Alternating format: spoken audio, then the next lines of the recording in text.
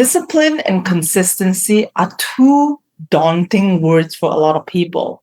At least for me, it sounds really challenging and difficult because I think of discipline, it's something that very hard. You have to try very hard, especially during the days that you don't feel like it.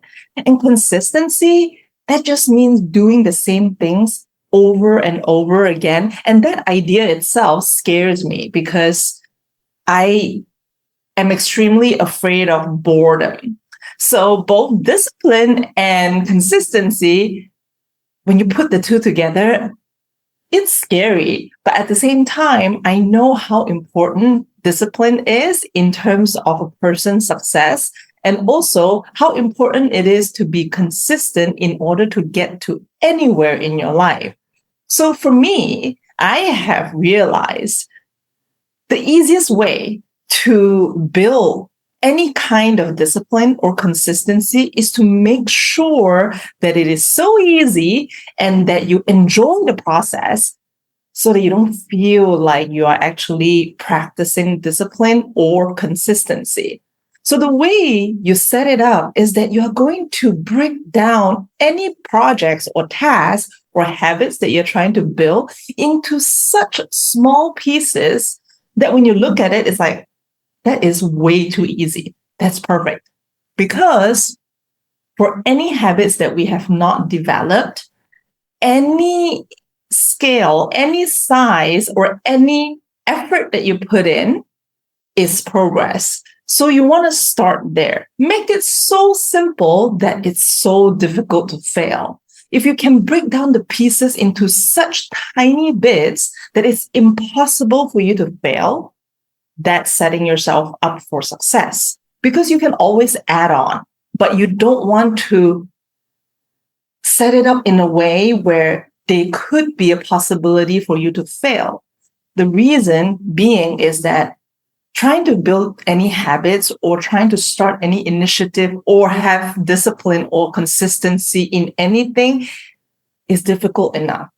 So the challenge you have at hand is already difficult enough. So you don't want to make the action difficult as well, because otherwise everything is going to be so difficult and then we are going to feel really overwhelmed. And that's when you don't feel like it. And that's when you're going to talk yourself out of it, coming up with different reasons and excuses for procrastination and blah, blah, blah.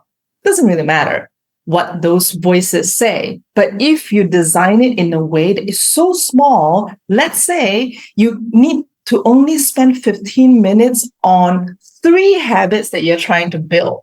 For example, drink a glass of water, speak positively to yourself, take a walk around the block.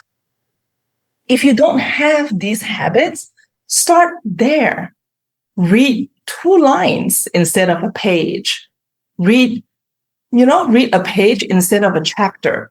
Set it up in a way that it's really going to be effortless for you to perform the task, because it's so easy and it takes so little time that no matter how busy you are, you will have the time to complete it and get it out of the way.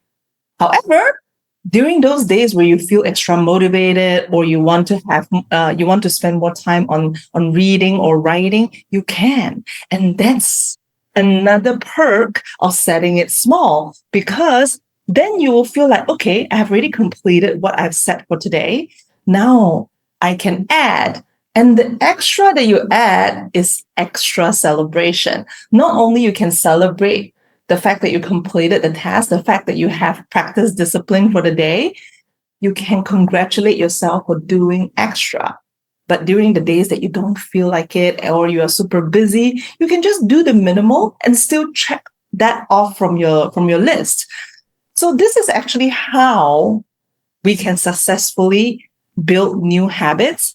And on top of that, the benefits that come with discipline and consistency, the list goes on. You're going to have more confidence. You're going to have more self-belief because you honor the promise to yourself. You kept the promise to yourself. You said you were going to do something and you did it.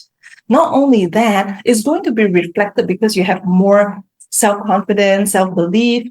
The way you speak to other people are going to be different. The way you carry yourself is going to be different. And therefore, the ripple effects are endless. So you want to start so small, but don't announce it. Because a lot of people, when they set goals, they want to announce it to the world. And I know there are experts out there that says it helps.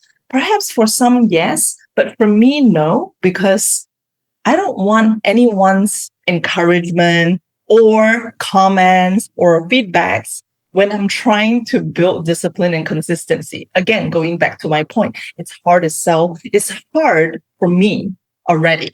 So I do not need any extra influences on my decision. So I'm going to start quiet. I'm going to build the discipline and the habit quietly by just these tiny little habits. And once I get to the point where I have established a certain routine, then it becomes my habit.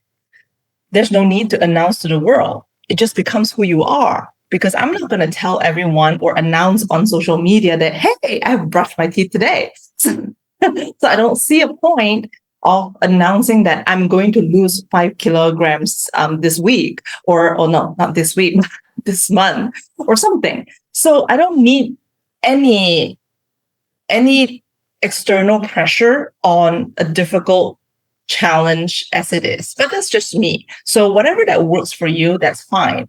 But in terms of small habits, I think it's marvelous how it helps us build discipline and consistency, because those habits are so small. The actions are so small that you kind of play with yourself and you're just going to create wins and wins.